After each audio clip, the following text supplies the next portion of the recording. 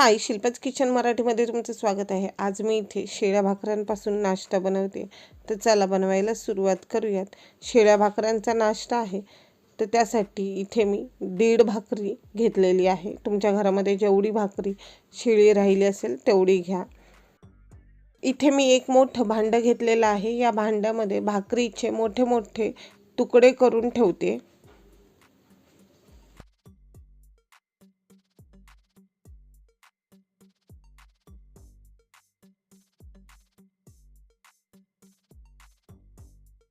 भाकऱ्या बुडतील एवढं पाणी टाकून या भाकऱ्यांना 15 मिनिटं भिजत ठेवणार आहे.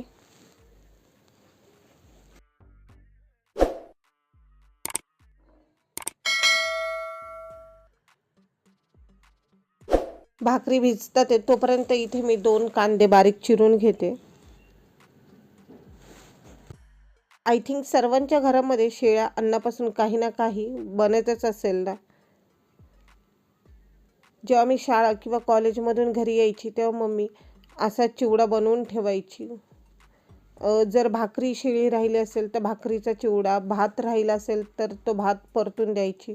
आणि आम्ही जेव्हा शाळेतून आलो की मग तो आम्हाला खायला द्यायची आणि म्हणायची, "दादा तुमच्यासाठी मंजन पोहे बनवलेत." मग ते आम्ही खायचो आणि ओळखायचो की हा चला ही भाकरी परतून आपल्याला दिलेली आहे. कोणत्या ना कोणत्या प्रकारे शिळं अन्न सर्वांना खायला घालायचीच, पण फेकून द्यायची नाही. आपल्याकडे अन्न वाया घालू देत नाही. गावाला तर ना काही लोक चहामध्ये शिळी भाकरी बुडवून खातात, तर काही लोक पोहे चहामध्ये भिजवून चमच्याने खातात. भारी आहे ना. तुम्ही कधी खाल्ली का अशी शिळी भाकरी चहामध्ये बुडवून? गावाला पहिलं कुठं भेटायचं पाव, बटर, टोस्ट वगैरे. जे काही सकाळी घरातल्या स्त्रिया शिजवायच्या तेच त्यांचा नाश्ता. आणि मग ते खाऊन दिवसभराच्या कामाला म्हणजे शेतात काम करायला घरातली गडी माणसं जायची.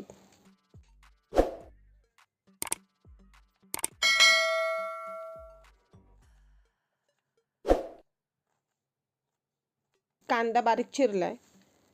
हा कांदा बाजूला सरकवते आणि थोडी कोथिंबीर बारीक चिरून घेते. इथे तुम्ही टोमॅटो देखील बारीक चिरून घेऊ शकता. तुम्हाला वापरायचं तर एक छोटा टोमॅटो देखील तुम्ही यूज करू शकता. पण गावाला कुठे टोमॅटो वगैरे भेटायचा. टोमॅटो, कोथिंबीर किंवा लिंबू वगैरे आणण्यासाठी तालुक्याच्या गावाला जावं लागायचं आणि तोही एक वार डिसाईड असायचा, तेव्हाच लोक बाजार भरण्यासाठी जायचे. त्यामुळे मम्मी तर काय टोमॅटो वगैरे वापरायची नाही.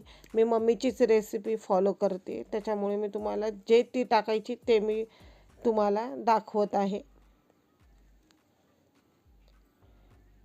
कांदा वगैरे चिरून झालेला आहे. इथे ही भाकरी आपली भिजलेली आहे. भाकरी पूर्ण निथळून घ्यायचे.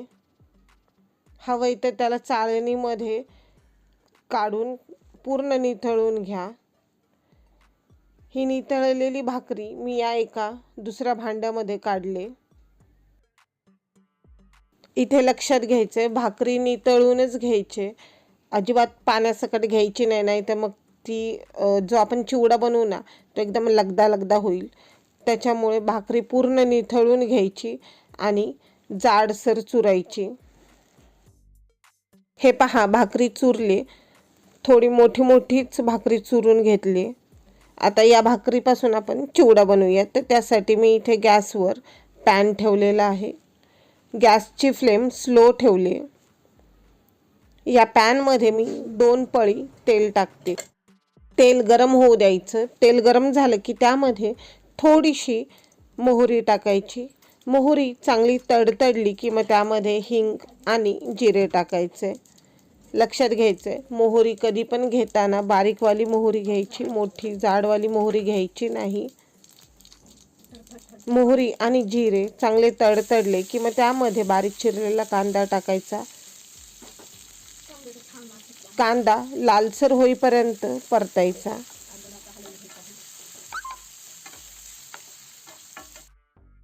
कांदा लालसर झाला. आता यामध्ये मी थोडीशी हळद, लाल मिरची पावडर आणि कांदा लसूण मसाला टाकत आहे. हे सर्व मिक्स करते.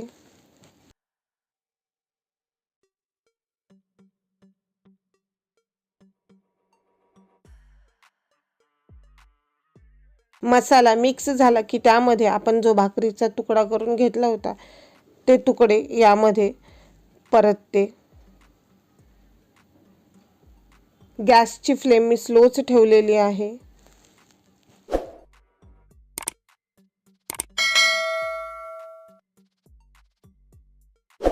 भाकरीचे तुकडे मसाल्यांमध्ये व्यवस्थित मिक्स झाले. आता यामध्ये मी चवीनुसार मीठ आणि 2 चमचे, ज्या चमच्याने आपण पोहे खातो ते 2 चमचे शेंगदाण्याचा कूट टाकलेला आहे. शेंगदाण्याच्या कुटाच्या ऐवजी तुम्ही तळलेले शेंगदाणे देखील वापरू शकता. मीठ आणि शेंगदाण्याचा कूट व्यवस्थित मिक्स करायचा. भाकरीचे तुकडे खरपूस होईपर्यंत परतायचं. मग लास्टला यामध्ये थोडीशी बारीक चिरलेली कोथिंबीर टाकायची. गॅस बंद करायचा. कोथिंबीर व्यवस्थित मिक्स करून घेतले. गॅस बंद केला.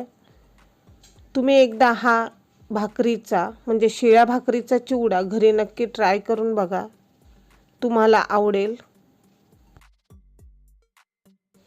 तुम्हाला हा मी बनवलेला भाकरीचा चिवडा म्हणजे शिळ्या भाकरीचा चिवडा कसा वाटला ते कमेंटमध्ये सांगा. जर आवडला असेल तर व्हिडिओला लाईक करा, शेअर करा आणि चॅनलला सबस्क्राईब करायला विसरू नका.